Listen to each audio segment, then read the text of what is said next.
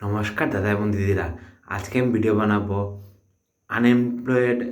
Unmarried unemployed certificate সম্বন্ধে, not রিমেরিড certificate সম্বন্ধে। কোনো মহিলার মা বাবা বা যদি সরকারি চাকরিয়ান হন আর মা বাবা মারা গেছেন, তখন কোনো মহিলা যদি অবিবাহিত আনএমপ্লয়েড হন, তখন মা বাবার পেনশন পেয়ে যাবেন। তখন সার্কেল অফিস থেকে আনমেরিড আনএমপ্লয়েড সার্টিফিকেট বার করতে হয়। তাছাড়া কোনো বিবাহিত মহিলার হাজব্যান্ড যদি মারা যায়, হাজব্যান্ডের পেনশন পেতে হলে, মৃত হাজব্যান্ডের পেনশন, সরকারি চাকরির মৃত হাজব্যান্ডের পেনশন পেতে হলে নট রিমেরিড সার্টিফিকেট বার করতে হয় সার্কেল অফিস থেকে। এটা এফিডেভিট দিতে হয়, তারপরে আর এনাম ডকুমেন্ট দিতে হয়।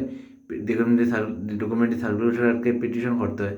তারপর সার্কেল অফিসারে ফিল্ড স্টাফ এবং ডিলিং স্টাফ ভেরিফাই করে সার্টিফিকেট বানিয়ে দিয়ে দেয়।